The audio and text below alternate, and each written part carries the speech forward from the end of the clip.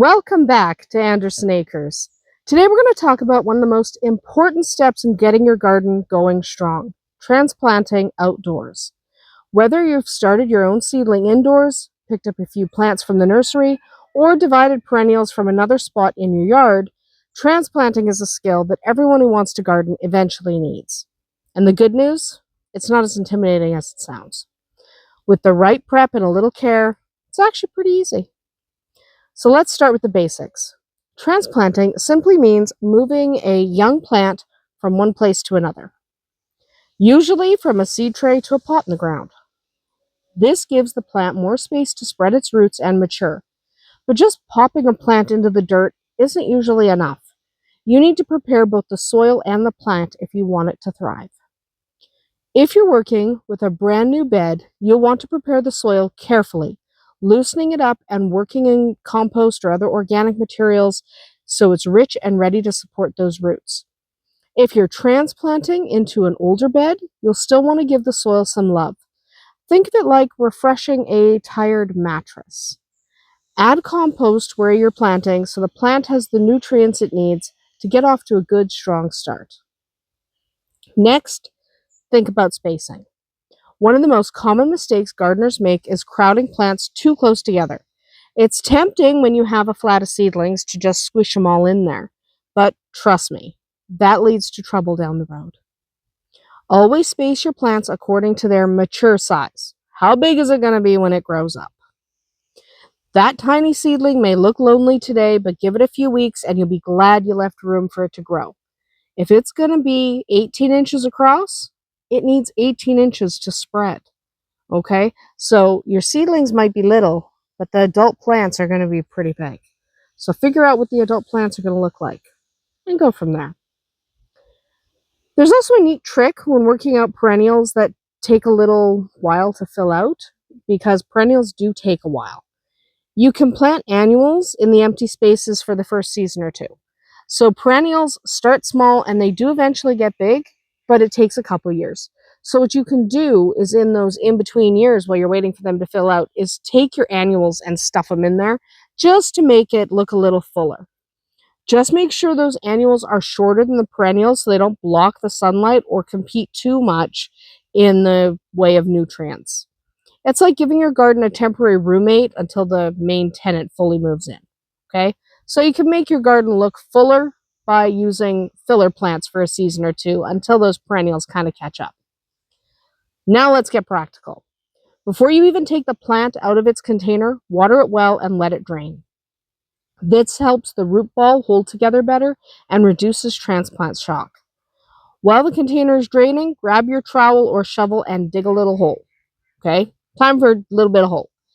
That hole should be just a little wider than the plant's root ball and not quite as deep. You want the plant sitting at the same level it was in the container, but not buried deeper. So if you're transplanting a good, 6 inches tall seedling, he doesn't need to be buried that deep. Give him the same kind of conditions he had inside. He'll thank you for it. When it comes time to remove the plant, be gentle. Don't grab the stem and yank. It's a little bit like trying to pull someone out of a chair by their neck. Be gentle. So slip your fingers on either side of the stem, tip the container upside down, and kind of tap the bottom or the sides of the container, depending on the container, to loosen up that root ball. If your plants are in those plastic packs, you can squeeze the bottom of each cell and kind of push them out, so squeeze and push to get those seedlings freed from the containers. The goal here is to keep the root system intact and unharmed. So gentle. Gentle, gentle. You don't want to damage those baby roots. Now, sometimes you'll find that the roots have circled around inside the pot, especially if the plant has been sitting there for a little bit. So that's why we call it root bound, because it binds up amongst itself and it doesn't get beyond that root ball because now everything's turning inward. If you do see that, don't panic. Just loosen the congested roots. Do it gently. Use your fingers. Don't use any tools. You want to be very, very gentle. Gentle fingertips. And then you just want to work around the bottom and the sides and unwind the circling root ball so that those roots can be redirected into actual fertile soil, and so they're not just circling each other. This will encourage the roots to spread out into new soil instead of staying in their tight little spiral, because that tight little spiral is no good for them. Now it's time to settle your plant into its new home. Place the plant in the hole you dug. Firm the soil gently around the root ball. Don't squish. Gentle, gentle, gentle. Okay? And give it a good drink of water. For larger plants, there's a little helpful trick. Fill the hole halfway with soil first, soak the root ball with water, let it drain, and then finish filling the hole with remaining soil. Okay? It helps to get water in there without having to dump a bunch of water on top of a fairly large plant. Larger plants need more water, so if you add water, then let that drain out, and then add more soil, and then add more water, you get the idea. You kind of do it in stages, and that allows you to introduce more water without standing there drenching your plant, because that's no fun. It'll also help eliminate air pockets around the roots. Once everything is tucked in, you water thoroughly again. Okay, so it just encourages better, deeper roots if you get the air out and encourage extra water to get down there.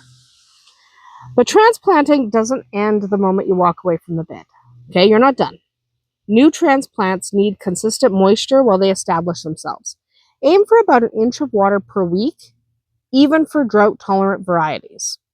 Think of it like moving into a new house. You need a little extra support just at first when you're first getting settled. Little extra support.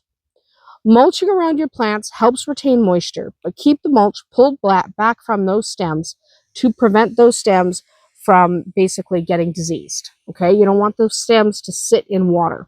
The mulch helps protect the plant, but not if it's right. You don't do that.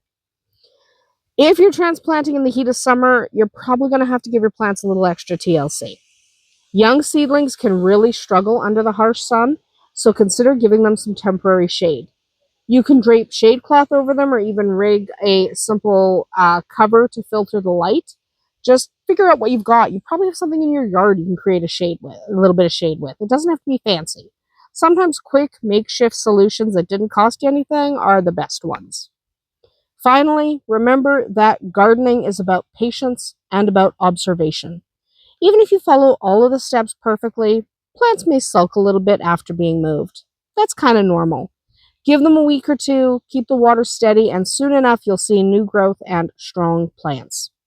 So to recap, prep your soil, give each plant the right space, and water both before and after planting.